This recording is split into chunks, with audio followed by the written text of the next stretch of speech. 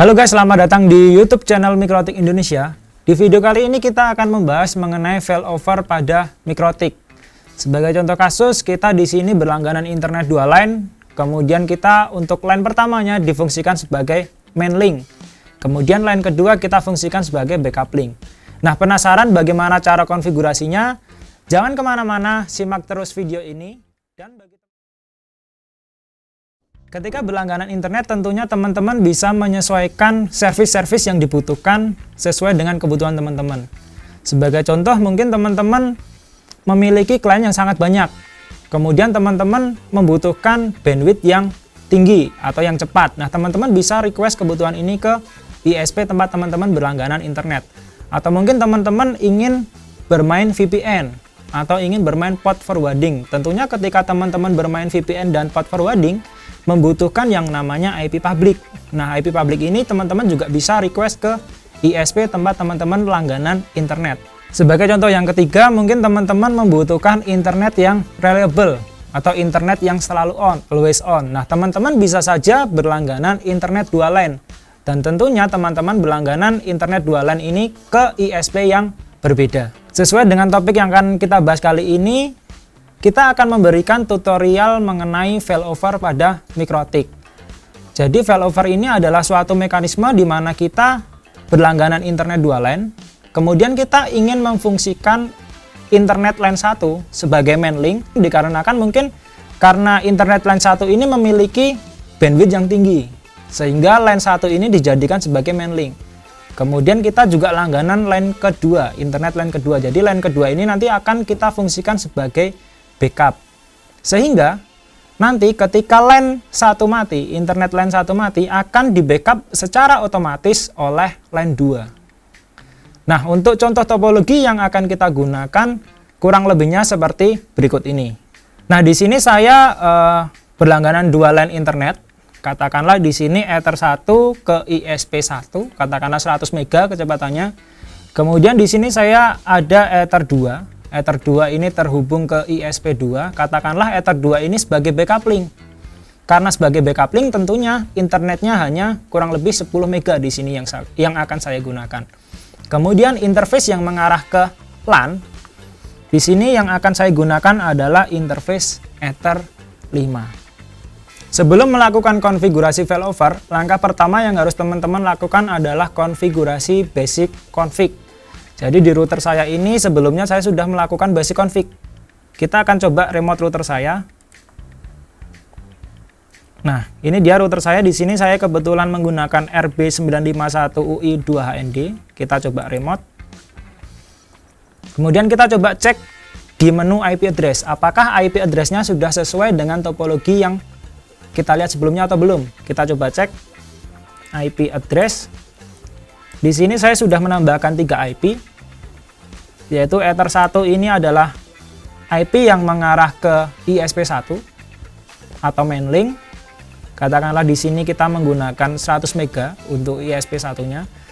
Kemudian Ether 2, di sini saya sudah konfigurasi IP yang mengarah ke ISP 2 di Ether 2. Jadi Ether 1 ini ISP 1, Ether 2 ISP 2, kemudian LAN di sini menggunakan Ether 5. Di sini saya LAN-nya menggunakan IP 10.10.10.0/24. Seperti topologi yang sudah kita lampirkan sebelumnya.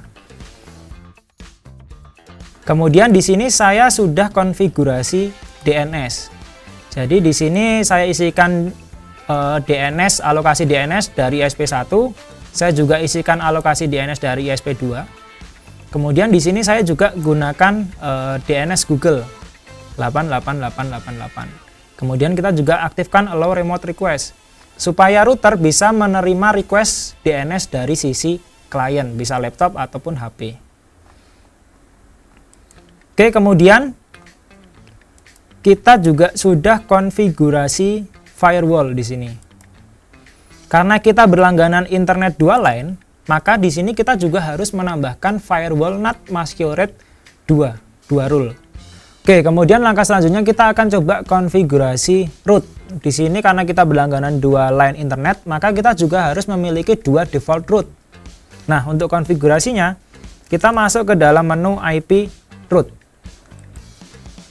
Di sini kita tambahkan default route baru, tujuannya ke internet, gateway-nya mengarah ke ISP1 192.168.100.1. Kita bisa play, oke. Kemudian di sini kita bisa kasih komen. Katakanlah komennya adalah main link.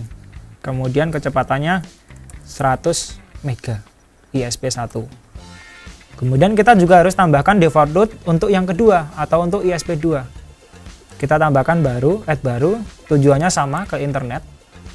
Untuk gateway-nya, di sini yang kita gunakan adalah 172.16.100.1. Kemudian kita apply, kita oke. Kemudian kita juga bisa kasih komen.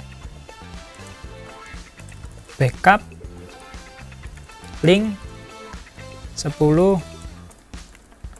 mega. Nah, untuk memfungsikan failover di MikroTik kita membutuhkan tambahan konfigurasi dua parameter. Yang pertama ini adalah check gateway dan yang kedua adalah distance. Nah, untuk main link kita bisa edit konfigurasinya. Kita bisa klik dua kali pada main link. Di sini ada parameter yang namanya check gateway. Check gateway ini ada dua, ada ping dan juga ARP. Kita coba gunakan ping.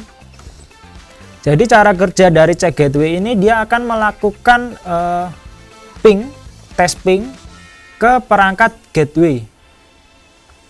Ke perangkat gateway setiap 10 detik. Jadi dia akan mekanismenya akan melakukan pengujian atau pengetesan ping ke perangkat gateway setiap 10 detik. Ketika 10 detik pertama perangkat gateway tidak merespon, maka sama si router akan dianggap request timeout. Kemudian 10 detik yang kedua atau 10 detik berikutnya, si router akan mengirimkan pesan lagi, mengirimkan pesan ICMP atau ping ke perangkat gateway. Jika perangkat gateway tidak merespon, maka si router akan menganggap request timeout lagi. Nah, setelah request timeout dua kali ini, maka main link ini akan dianggap tidak aktif. Jadi pada konfigurasi main link di sini kita cukup menambahkan check gateway. Kemudian pada parameter backup link di sini kita aktifkan atau kita tambahkan yang namanya distance. Kita edit distance yang semula 1 kita edit jadi 2. Supaya apa? Supaya nanti ketika main link ini mati, main link ini tidak aktif, maka jalur internet nanti akan dilewatkan ke ISP B atau akan dilewatkan ke backup link. Jadi konfigurasi pada backup link di sini kita hanya mengubah parameter distance yang semula 1 kita ubah jadi distance yang lebih besar. Di sini sebagai contoh kita gunakan 2. Bisa kita apply, kemudian oke. Jadi hasilnya akan seperti ini. Ketika klien ingin terhubung ke internet, maka yang akan digunakan adalah ISP1, main link. Kemudian ISP2, backup link, ini nanti akan standby. Ketika nanti main link tiba-tiba mati, maka yang akan diaktifkan adalah backup link. Sebagai tahap pengujian kita akan buat seolah-olah ISP-A ini bermasalah atau seolah-olah ISP-A ini mati. Kita akan coba tunggu apakah jalur internet ini nanti akan dilewatkan ke backup link atau dilewatkan ke ISP-B. Kita tunggu proses mekanisme check gateway yang sebelumnya sudah kita setting.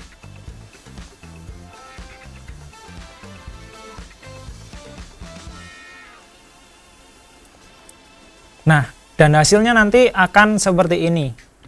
Jadi ketika main link terdapat permasalahan dan tidak bisa di-ping, maka internet akan dipindahkan menggunakan backup link atau akan dipindahkan ke ISP2 secara otomatis. Kita tidak perlu melakukan konfigurasi lagi.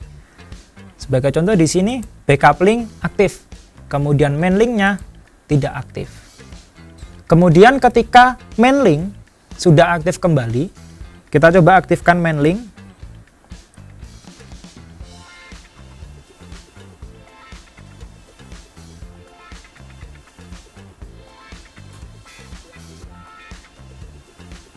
Nah, Ketika main link sudah aktif kembali, maka jalur internet yang akan digunakan adalah jalur internet ISP1 atau ISPA. Jadi di sini jalur internet yang digunakan adalah jalur internet main link yang 100 mega. Oke, untuk kesimpulan, dengan konfigurasi yang sudah kita terapkan tadi, untuk memfungsikan router kita ini berfungsi sebagai failover secara otomatis perpindahan, kita membutuhkan dua parameter. Yang pertama yaitu check gateway dan juga distance. Jadi cara kerja dari check gateway ini, dia akan melakukan ping atau ARP ke perangkat gateway setiap 10 detik. Ketika 10 detik pertama perangkat gateway tidak merespon, maka akan dianggap RTO. Nah, setelah RTO 2 kali, maka link tersebut akan dianggap unreachable. Setelah unreachable, maka link yang akan digunakan adalah link yang backup, seperti yang sudah kita coba praktek sebelumnya. Kurang lebih membutuhkan waktu selama 20 detik untuk proses pengecekan dari main link berpindah ke backup link. Nah, jika teman-teman ingin memfungsikan dua internet atau dua LAN internet ini jalan secara bersamaan, maka teman-teman bisa konfigurasikan load balance. Nah, load balance ini sudah kami bahas di website citraweb.com/artikel. Teman-teman bisa langsung cek dan search saja pada website citraweb.com/artikel. Kemudian untuk menggunakan failover ini, kecepatan internet tidak harus sama. Teman-teman, seperti yang sudah kita lakukan di sini, saya coba untuk ISPA menggunakan speed 100 mega. Karena 100 mega kita fungsikan ISPA ini sebagai main link. Kemudian backup link kita gunakan internet dengan kecepatan 10 mega. Jadi speed internetnya tidak harus sama. Jadi ketika link pertama mati akan di backup oleh link yang kedua. Terima kasih sudah menonton video kami. Bagi teman-teman yang belum subscribe, silahkan subscribe terlebih dahulu channel kami. Tekan juga tombol loncengnya supaya teman-teman bisa mendapatkan notifikasi terbaru ketika kami update video. Jika ada pertanyaan, silahkan kirimkan pertanyaan teman-teman di kolom komentar di bawah ini. Dan silahkan share video ini supaya bisa lebih bermanfaat untuk sesama pengguna Mikrotik. Terima kasih sudah menonton, sampai ketemu lagi di Mikrotik tutorial selanjutnya.